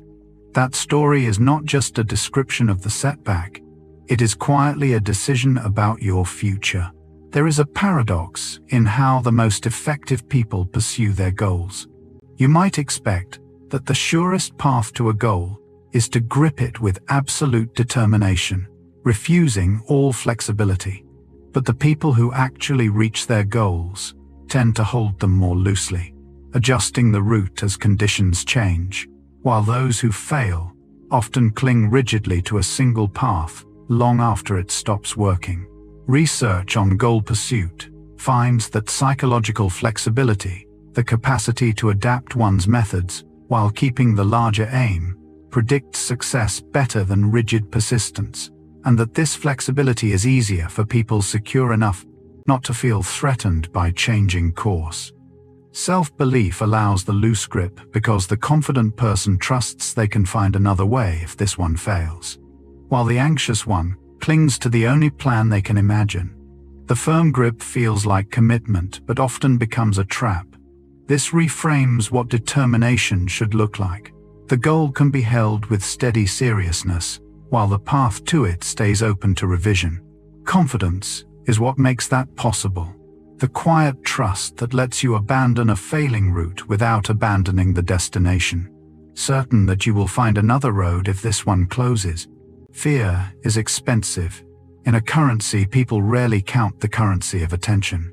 A frightened mind spends enormous resources monitoring threats, rehearsing disasters, and bracing against what might go wrong, and every unit spent there is a unit unavailable for the actual task at hand. Research on anxiety and cognition finds that worry consumes working memory and attentional capacity, measurably reducing the mental resources left for performance, which is why anxious people often underperform tasks they are fully capable of doing. The fear was not just unpleasant, it was occupying the very mental space the task required. Confidence, by quieting that consumption, returns the attention to where it is needed. The confident person is not necessarily more capable. They simply have more of their mind available, undivided for the work. This frames confidence as a kind of mental economy, freeing up resources that fear would otherwise lock away. It explains why the same person can be brilliant when calm and scattered when anxious. The underlying ability unchanged, only the available attention differing. Think of a time fear scattered your focus across worries while the task waited. The capacity was there. It was simply spent elsewhere. Confidence is in part the recovery of attention that fear had quietly been spending without your consent. Confidence built on outcomes is forever at the mercy of the next result. Win and it rises, lose and it falls, leaving the person perpetually hostage to circumstances they cannot fully control. But there is a steadier kind rooted not in what happens but in who one chooses to be. Research on values-based living finds that people anchored in their core values, rather than in external achievements, show more stable well-being and resilience because their sense of worth does not rise and fall with each success or failure. The person who measures themselves by their results lives on a constant tide. The person who measures themselves by their integrity, their effort, their fidelity to what they value, stands on something the tide cannot move. Outcomes are given by the world. Values are chosen by the self, and so they offer a foundation that the world cannot take away. This points toward where the deepest confidence ultimately rests, not in a record of victories which any defeat can threaten, but in a steady relationship with one's own values, which remains intact regardless of how any single moment turns out. The confidence that endures is not "I always win." It is "I know who I am trying to be and that no outcome can take from you." There is a cruel irony in how people respond to their own errors. The instinct for many is to punish themselves harshly, believing that severe self-criticism will prevent the mistake from recurring. But the research points the opposite way. Studies on self-compassion find that people who treat their own failures with kindness rather than harshness actually learn from those failures more fully, take more responsibility, and are more motivated to improve, while those who berate themselves tend to avoid examining the mistake at all, because looking at it hurts too much. Self-forgiveness, far from excusing the error, is what makes honest examination of it bearable. The harsh inner critic, meant to drive improvement, often drives avoidance instead. This overturns a deeply held belief that being hard on ourselves is the responsible path. The person who can say, "I made a mistake, and that is human, and now let me understand it," learns more than the person drowning in self-reproach who cannot bear to look. Think back to a mistake you punished yourself for severely. Did the punishment teach you, or did it mostly make you want to look away? Forgiving yourself is not letting yourself off the hook. It is often the only way to stay on the hook long enough to actually learn. The person you believe you will become quietly reaches back into the choices you make today. Someone who pictures a capable, thriving future self makes present choices in its service, studying, saving, building, because those choices serve a future they believe in. Someone who cannot picture such a future, or does not believe they will reach it, discounts the future heavily and chooses for the present moment alone. Research on future self-continuity finds that people who feel connected to and believe in their future selves make more patient, far-sighted decisions, while those who feel disconnected from that future make choices that sacrifice it. The belief in who you will become shapes what you are willing to do for that person now. This connects present confidence to the long arc of a life in a quiet but powerful way. To invest in your future is in part to believe there is a future self worth investing in, capable of receiving what you build for them.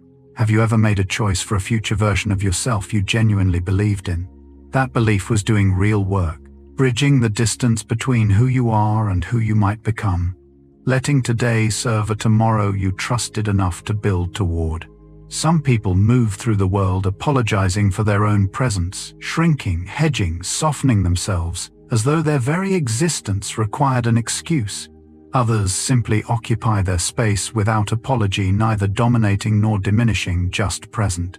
The difference is not arrogance versus humility, as it is often mistaken to be.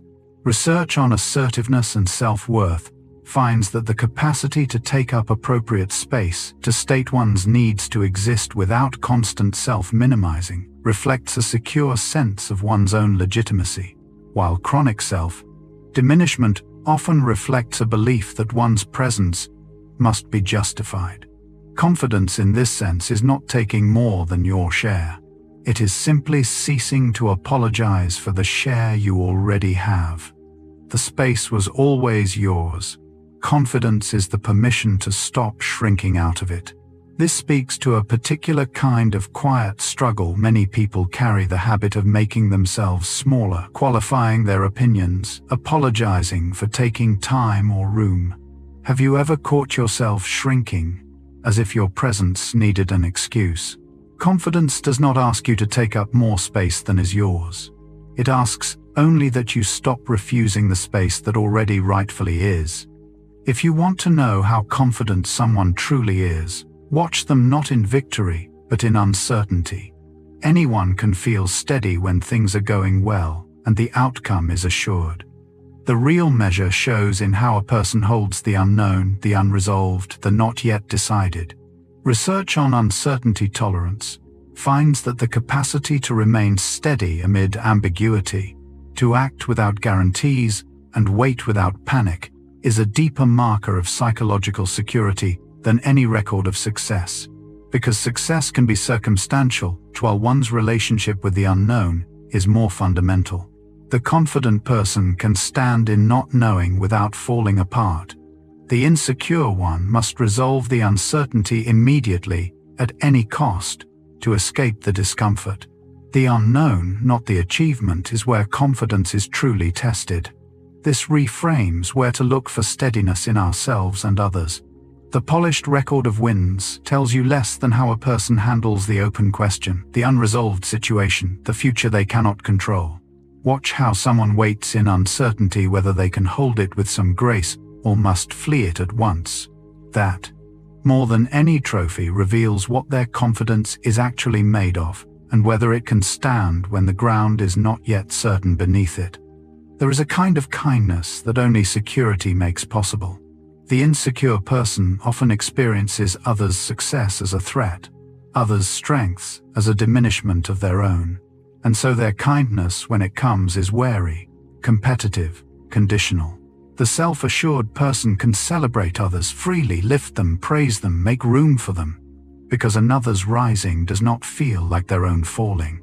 Research on self-esteem and pro-social behavior finds that people secure in their own worth are more generous and supportive toward others, less prone to envy, and more able to take genuine pleasure in others' achievements, because their sense of value does not depend on comparison.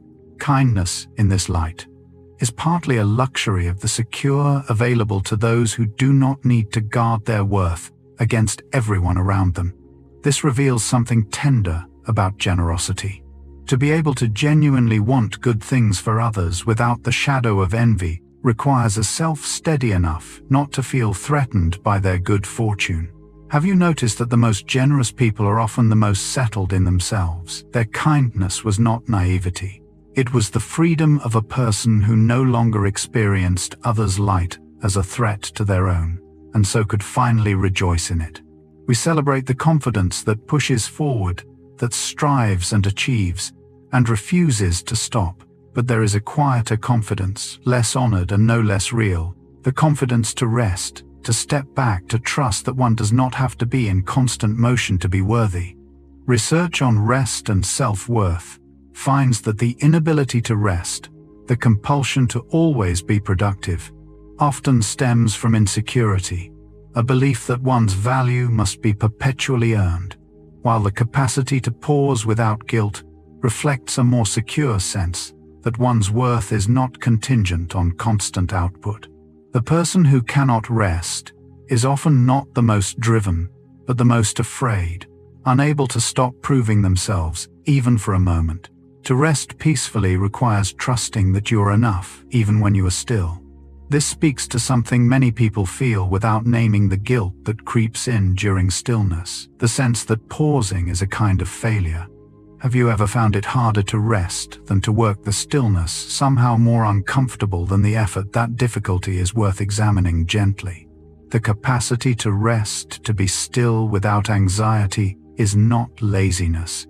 It is a form of confidence, the quiet trust that your worth does not vanish the moment you stop running.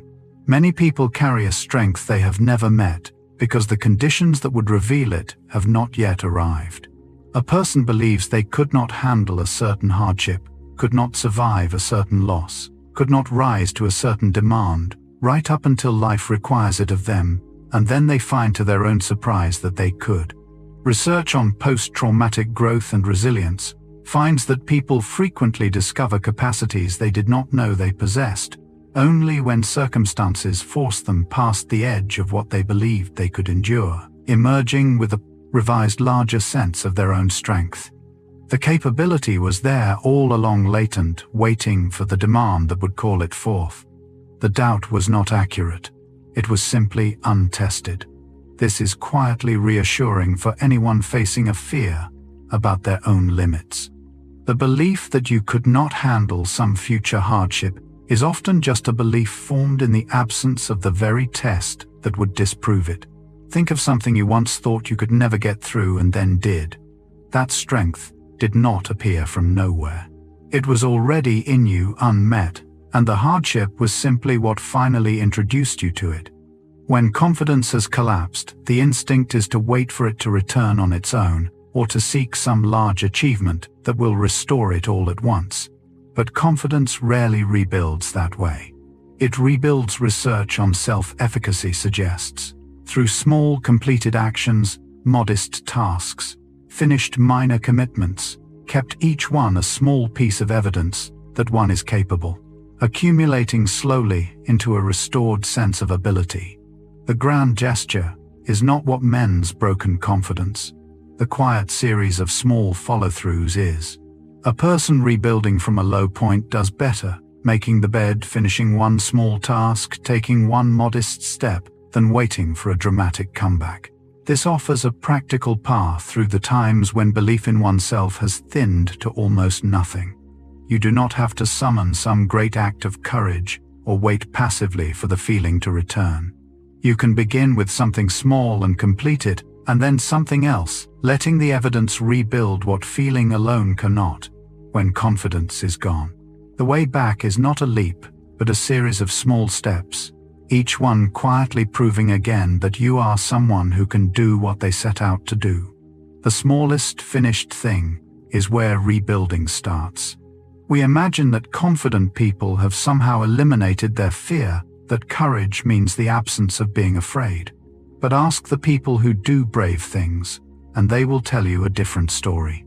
Research on courage finds that brave action is not the absence of fear, but the willingness to act despite it, and that the most courageous people often feel fear as intensely as anyone, differing only in their willingness to proceed while feeling it. Confidence in this light was never about reaching a fearless state. It is about developing a working relationship with fear, in which fear can be present without being in charge. The fearless person is rare, and perhaps not even admirable. The courageous person feels the fear fully, and acts anyway. This reframes a goal many people hold, without realizing it is impossible, the goal of feeling no fear before doing something hard. That feeling may never come, and waiting for it can mean waiting forever. The braver and more achievable aim is to let fear ride along without letting it drive to feel afraid and proceed regardless. Have you ever done something important while still afraid? That was not a failure of confidence. That was the truest form of it, fear present, and you moving forward anyway. There is a particular freedom that arrives only on the far side of being wrong and surviving it. People often fear being wrong as though it would destroy them, and so they cling to certainty, avoid risk, and protect themselves from the possibility of error. But those who have been genuinely publicly wrong and lived through it often emerge with a steadier confidence than they had before, because they have learned that being wrong is survivable. Research on resilience and learning finds that people who have weathered being mistaken and recovered develop a more durable self-trust, no longer ruled by the fear of error, because they have proof that error does not end them. The person terrified of being wrong is more fragile than the one who has already been wrong and is still standing. Surviving the feared thing removes its power. This points to an unexpected source of steadiness, not in never erring, but in having erred and endured. If you have been badly wrong about something and made it through, you carry a quiet strength the never wrong cannot have. You know, from experience, that being mistaken is not the end. And that knowledge paradoxically frees you to be more confident, because you are no longer ruled by a fear you have already faced and outlived. 3 small words carry a surprising amount of weight, and how easily a person can say them reveals a great deal about their security. I don't know. For some, those words feel like an admission of failure, a crack in the image they are trying to hold, and so they bluff, deflect, or pretend. For others, the same words come easily spoken without any sense of diminishment. Research on intellectual humility finds that the comfort with admitting ignorance accompanies genuine security, while the inability to say, "I don't know," often signals a fragile self that cannot afford to appear less than complete. The secure person loses nothing by acknowledging a gap. The insecure one feels the gap as a wound. To say "I don't know" without flinching requires a self that does not depend on appearing to know everything. This is worth noticing in ourselves, because the pressure to always have an answer is quietly exhausting and often counterproductive, closing off the very learning that admitting ignorance would open. Have you ever felt the urge to fake knowing something rather than admit you did not? That urge was fear, not wisdom. The freedom to say "I don't know" plainly and without shame is one of the quieter gifts that real confidence gives. A failure lands very differently depending on whether a person sees themselves as finished or still becoming. To someone who believes their abilities are fixed, a failure is a verdict, final proof of a permanent limit. To someone who believes they are still growing, the same failure is a moment in an ongoing process, painful, but not defining, a snapshot rather than a sentence. Research on growth mindset finds that people who view their abilities as developable experience less devastation from failure and recover faster, because the failure does not threaten a fixed identity, but simply marks a current stage in a continuing development. The belief that you are still growing changes what any single failure is allowed to mean. It cannot be a final judgment on a self that is still in motion. This offers real shelter in the hard moments of falling short. A failure hurts far less when it is one chapter in a story still being written than when it feels like the whole book closing. If you can hold the belief that you are still becoming, still capable of growth, then no single failure can carry the weight of being final. It becomes instead simply where you happen to be right now, on a road that is still quietly going somewhere. We tend to assume that the self-reliant, confident person needs no one, that asking for help is a sign of weakness or insufficiency. The pattern runs the other way. Research on help-seeking finds that people secure in their own competence ask for help more readily than the insecure, because requesting help does not threaten their sense of ability, while those uncertain of their competence often avoid asking, fearing it will expose their inadequacy. The confident person sees help as a resource. The anxious one sees it as an admission. Asking for help, far from signaling a lack of confidence, frequently signals its presence, the security to acknowledge a limit without feeling diminished by it. The truly self-assured are often the most willing to say, "I could use a hand." This inverts a common and costly belief, the idea that struggling alone proves strength. In reality, the inability to ask for help often comes from insecurity, from a fear that needing help reveals some fundamental deficiency. Have you ever struggled alone rather than afraid of what asking might suggest about you? That reluctance was not strength. The confidence to ask, to admit you do not have to do everything unaided, is its own quiet form of self-assurance, secure enough to need others without feeling lessened. Where does steady, durable confidence actually come from? Not usually from a single triumph or a sudden surge of self-belief, but from something slower and quieter, the long accumulation of promises kept to oneself over time. Each time a person does what they said they would, follows through on an intention, honors a commitment made only to themselves, a small deposit of self-trust is made. And over years, these deposits accumulate into a settled confidence. Research on self-regulation suggests that this reliability with oneself builds a foundation of self-trust, far sturdier than any momentary feeling. The confidence is not summoned. It is earned quietly through countless small acts of keeping faith with oneself that no one else ever sees.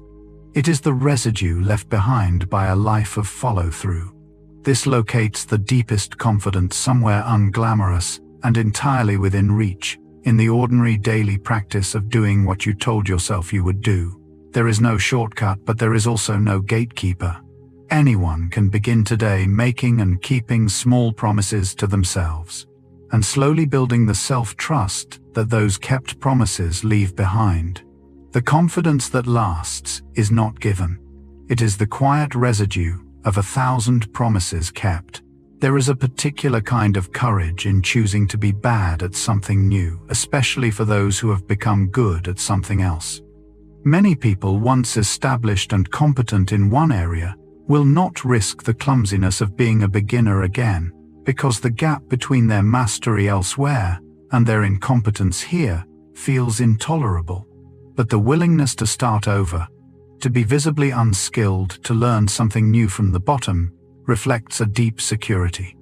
Research on lifelong learning finds that the comfort with being a novice, even after achieving expertise elsewhere, reflects a stable self-worth that does not depend on always appearing competent. The person secure in themselves can tolerate the discomfort of beginning again. The insecure one stays trapped in what they have already mastered, afraid of the exposure that learning requires. To be willing to be a beginner is to trust that your worth survives, looking unskilled. This is worth aspiring to, because a life spent only doing what one is already good at slowly narrows. The willingness to keep beginning, to remain a perpetual novice in some corner of life, is not a sign of insufficiency. It is the mark of a self secure enough to keep growing, unafraid of the clumsiness that all real learning at every age requires. Courage is often imagined as a single dramatic moment, a one-time act of bravery that defines a person. But the courage that actually shapes a life is rarely singular. It is repeated, chosen again and again, across ordinary days. Research on courage finds that brave action is less a fixed trait possessed once and more a choice made repeatedly. And that self-belief is what makes the repeated choosing sustainable, because each act of courage that turns out survivable makes the next one a little easier to choose. The person who acts bravely once and the person who acts bravely as a habit differ not in some inborn fearlessness, but in having built through repetition the belief that they can. Confidence is what lets courage become a practice rather than a single event. This matters because the brave moments in most lives are not rare and grand, but frequent and small. The daily choices to speak up, to try to risk to begin. Each one is a chance to choose courage again, and self-belief, far from being a prerequisite that must exist before any of this, is built by the very repetition it enables. Each brave choice, strengthening the belief that makes the next brave choice possible, in a quiet loop that compounds over a lifetime. There is a difference between receiving praise and needing it, and confidence is what separates them. The insecure person craves praise, depends on it, feels deflated without it, because external approval is propping up a sense of worth that cannot stand on its own. The secure person can receive praise warmly, let it land, enjoy it without requiring it, because their worth does not hinge on the next compliment. Research on contingent self-esteem finds that people whose self-worth depends heavily on others' approval experience more emotional volatility, rising and falling with each piece of external feedback, while those with more stable, internally grounded worth can appreciate praise without being ruled by it. To enjoy praise without needing it is a quiet freedom. The need for praise turns every interaction into a small audition. The freedom from needing it lets praise be simply a gift, pleasant when it comes and not devastating when it does not. This points toward a healthier relationship with approval than most people have. The goal is not to stop caring what others think entirely, which is neither possible nor desirable, but to hold their approval lightly, to let it land without depending on it. Confidence is what makes that possible, the security to enjoy being praised without being held hostage by the need for it. The deepest form of confidence makes no demands on the people around it. The insecure person, even when not openly seeking reassurance, quietly asks others to confirm their worth, through subtle bids for approval, through fishing for reassurance, through 1,000 small requests for validation.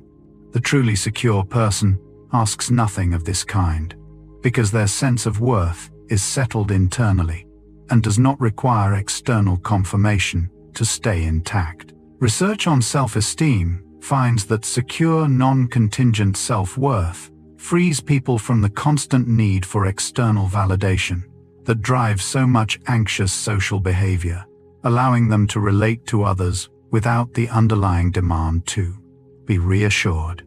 This kind of confidence is quiet, precisely because it asks for nothing. It does not perform, does not fish, does not need. It simply is. This is perhaps the most peaceful form. Confidence can take a self-worth so settled that it places no burden on others to maintain it. Have you noticed how restful it is to be around someone who does not need you to constantly affirm them, who is simply secure on their own? That ease is a gift to everyone nearby. The quietest confidence is also the most generous, because by asking nothing of others to confirm it, it frees them to simply be present without the weight of being needed for reassurance. We expect confidence to grow in seasons of visible progress, when achievements pile up and the path forward is clear. But often the deepest growth in self-belief happens in the seasons that felt at the time like standing still. The fallow periods, the plateaus, the stretches where nothing seemed to be happening. Research on development and resilience suggests that much of the most important internal growth occurs quietly beneath the surface, during times that feel stagnant, and is only recognized in retrospect when the person realizes how much they changed during a period they had dismissed as wasted. The standing still was not standing still at all. It was a slow, invisible deepening. This is worth holding on to during the seasons that feel like nothing is happening, when the lack of visible progress breeds discouragement. Those periods are often doing more work than they appear to, building something underground that will only become visible later. Have you ever looked back on a slow, frustrating stretch of your life and realized only afterward how much it had quietly changed you? That period was not wasted. The growth that lasts often happens precisely in the seasons that feel most like standing still, where the deepest roots unseen are quietly taking hold. So much of human attention is spent not on the present moment, but on guarding against how that moment might be judged.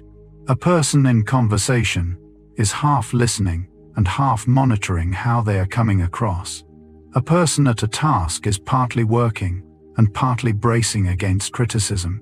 This divided attention, this constant self-protection fragments presence.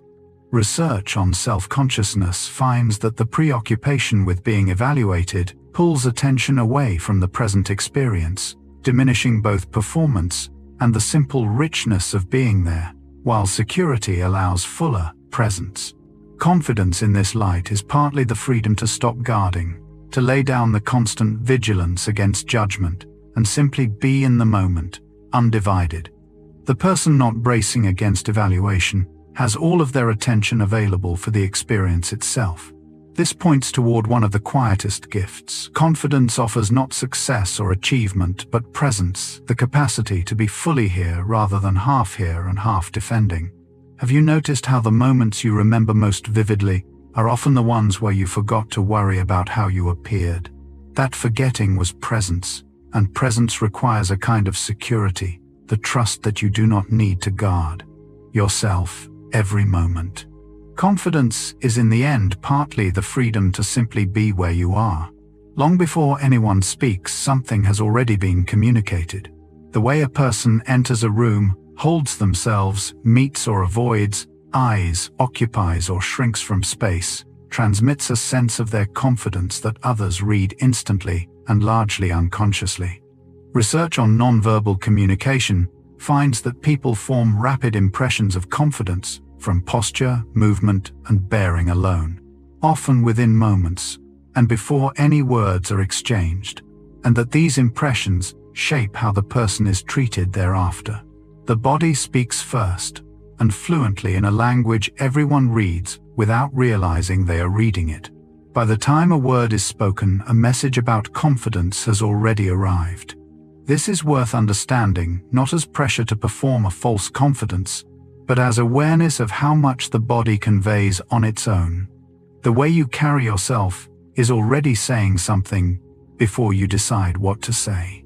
There is something both humbling and useful in this. It means that genuine inner steadiness tends to show without effort, communicated through a bearing that words cannot fully fake or hide. The confidence others sense in you was transmitted before you opened your mouth, written in how you stood, how you moved, how you took up the space that was yours to take. We usually think of self-trust as confidence in our abilities, faith that we know what we are doing. But there is a deeper layer beneath that, a self-trust that does not depend on knowing at all. It is the trust that even when you are unsure, even when you do not know the answer or the outcome, you will be able to handle whatever comes. Research on self-efficacy and uncertainty suggests that this meta-level confidence, the belief in one's capacity to cope with not knowing, is more fundamental and more stabilizing than confidence in any specific ability, because abilities can fail, while the capacity to cope endures. To trust yourself only when you are certain is a shallow trust. To trust yourself, even in uncertainty, is the deeper kind. This is the self-trust that does not collapse when the ground becomes unclear. It speaks to the most durable foundation a person can build, not, "I always know what to do," which any genuinely novel situation can shatter, but "I can handle not knowing what to do," which holds even when knowledge runs out. Have you ever realized you could survive not having the answer? That realization is worth more than any single answer. The deepest confidence is not certainty about the path. It is trust in yourself to walk it even unsure. People often treat confidence as a place to arrive, imagining a future point where they will finally feel sure, finally have enough self-belief, and only then begin to live fully. But confidence rarely works as a destination reached once and held forever. Research on self-belief finds that it functions more as an ongoing practice than a permanent state, fluctuating with circumstance and renewed through how one chooses to act, so that even deeply confident people are not perpetually certain, but are practiced at proceeding anyway. There is no final arrival, no point after which confidence is simply possessed and never questioned. There is only the continuing practice of how one moves through life. This reframes the whole pursuit. Waiting to feel fully confident before living fully is waiting for a destination that does not exist, and the waiting itself becomes the trap. The confidence you are seeking is not somewhere ahead to be reached and then enjoyed. It is in the walking itself, in how you choose to proceed through uncertainty day after day. You do not arrive at confidence and then live. You live, and the living, done with a certain steadiness, is what confidence actually is, a way of walking the road rather than a place at its end. In a world that offers no guarantees, simply believing that your effort matters is its own kind of brave act. It would be easier in some ways to assume that nothing one does makes a difference, to protect oneself from disappointment by expecting nothing of one's own efforts. To believe instead that what you do counts, that your effort can shape outcomes, is to make yourself vulnerable to the possibility of trying and failing. Research on agency and motivation finds that the belief in one's own efficacy, the conviction that one's actions matter, is foundational to sustained effort and resilience, and that maintaining it in the face of setbacks requires a quiet courage. To keep believing your effort counts after it has not always paid off is not naive, it is brave. The cynic who expects nothing risks nothing, but also builds nothing. This points to something quietly heroic in ordinary perseverance. Every time a person tries, genuinely tries, while knowing the outcome is uncertain, they are performing a small act of courage, staking themselves on the belief that effort matters. Have you kept trying at something, even when results were uncertain? That continued effort was not foolishness. It was courage, the quiet daily courage of believing that what you do still counts. A single no can mean very different things depending on who receives it. To one person, a rejection lands as final, a closed-door proof that the thing they wanted is permanently out of reach. To another, the same no is heard as temporary, specific to this moment and this circumstance, leaving every other possibility open. Research on rejection and resilience finds that people with secure self-worth interpret rejection as a single data point rather than a global verdict, which lets them persist, try elsewhere, and ask again, while those with fragile self-worth hear a single no as a sweeping never. The word was the same. What it was allowed to mean was entirely different. Self-assurance is what keeps a no from expanding into a never. This matters enormously across a life because nearly everything worth pursuing involves hearing no along the way repeatedly from people and circumstances. The person who hears each no as never gives up early. The person who hears it as a single, not yet keeps going. Have you ever let one rejection convince you that something was permanently impossible, that expansion from this no to never was not the rejection's doing? It was an interpretation, and a different one was always available. Confidence is partly the ability to hear no as just this no, and to keep the door of never firmly shut. Most people treat the promises they make to others as sacred, and the promises they make to themselves as optional. They would never break their word to a friend, yet break commitments to themselves daily without a second thought. But this ordering quietly erodes the foundation that confidence rests on. Research on self-regulation and self-trust suggests that consistently breaking promises to oneself, even small ones, undermines self-trust in much the same way breaking promises to others undermines their trust in us, while honoring one's own commitments builds an internal reliability that becomes the bedrock of confidence. To keep faith with yourself first is not selfishness, it is the maintenance of the relationship from which everything else is drawn. The self you repeatedly let down learns not to count on you. This suggests a quiet reordering worth considering. The commitments you make to yourself to rest, to begin to follow through, deserve at least some of the seriousness you give to commitments made to others. Have you broken a promise to yourself today that you would never have broken to someone else? That asymmetry repeated over years is one of the quietest ways confidence is undermined. Keeping faith with yourself, treating your own promises as real, is among the surest ways to build the self-trust from which all confidence grows. There is a kind of confidence that fills a room, leaving no space for anyone else's dominating, asserting, requiring all the air. And there is another kind that does the opposite, secure enough to make room to draw others out, to let other people's confidence rise alongside its own. Research on secure self-worth and leadership finds that people genuinely settled in themselves tend to lift others rather than overshadow them, because they feel no need to be the only confident person present, while those whose confidence is fragile often crowd others out, needing to dominate, to feel secure. The calmest confidence is generous with the space. The anxious kind hoards it. True security does not need to be the brightest light in the room. This distinguishes two things, often confused: the confidence that takes up all the space, and the confidence that makes space, and the second is by far the deeper. The person who can walk into a room and make others feel more capable, not less, is displaying a self-assurance so settled it has room to spare. Have you known someone whose presence somehow made you more confident rather than less? That was the calmest kind of confidence, secure enough to share the air, lifting everyone around it rather than competing for the light. We have waited, most of us, for confidence to arrive as a feeling, a sense of certainty that would descend and settle and finally make us sure. But the longer one studies how confidence actually works, the clearer it becomes that it is less a feeling that arrives than a decision repeatedly made.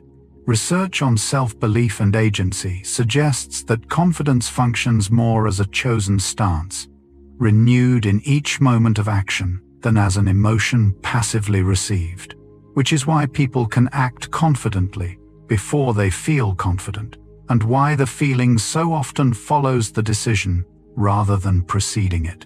You do not wait to feel confident and then act. You decide to proceed, and the feeling in time catches up.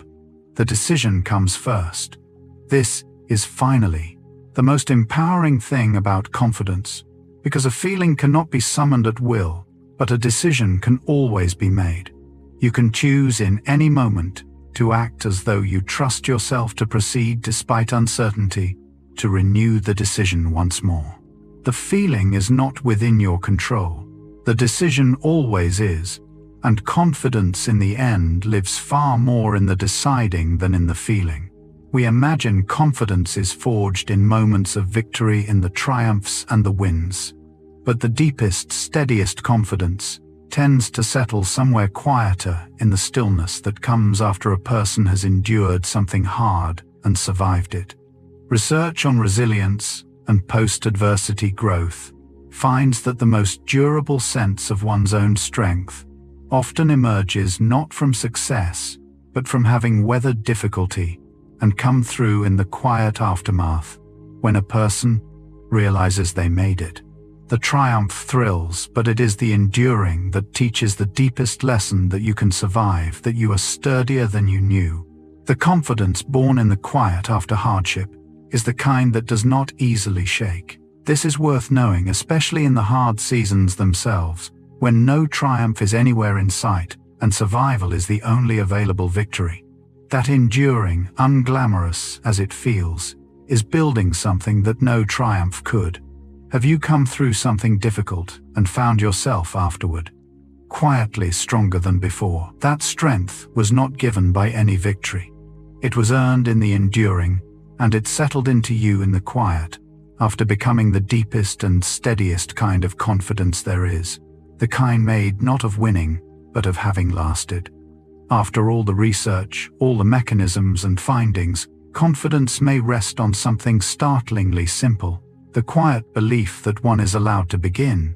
So much of what holds people back is not a lack of ability, but a sense that they need permission, that they must wait until they are ready, qualified, certain, chosen before they can start. But the permission most people are waiting for is permission they could give themselves at any moment. Research on agency and self-efficacy suggests that the willingness to begin before feeling fully ready is among the most consequential of all confidence-related capacities, because nearly everything worthwhile starts with a beginning made in uncertainty. The belief that you are allowed to start right now as you are is perhaps the most empowering belief of all. No one is coming to grant the permission. It was always yours to give. And so we arrive where we began, at the gap between belief and ability, and find that belief truly does come first, not as certainty about the outcome, but as the simple willingness to start. Whatever you have been waiting to begin, the permission you have been waiting for is already in your hands. You are allowed to begin. We have wandered through 100 quiet truths about confidence, and a single thread runs through them all.